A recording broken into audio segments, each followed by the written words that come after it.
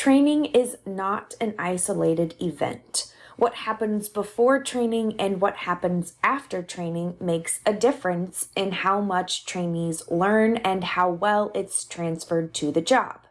There are at least 3 stages that we need to design before we can invite trainees to participate. Phase 1 is pre-training conditions. Ideally, employees are motivated to attend and participate in training and then use what they learn to improve their job performance. They should have the necessary prerequisites and perceive a supportive work environment, topics that we've covered in previous modules.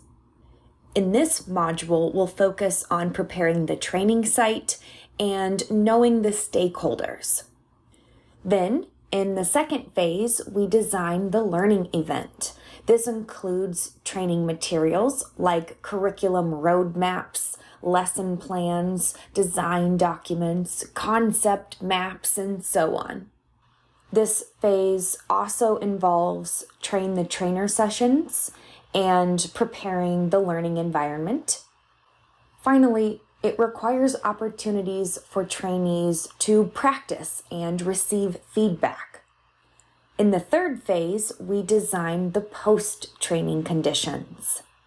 Trainees use the self-management techniques that they learned from their trainers, and managers provide opportunities for them to perform their newly learned capabilities.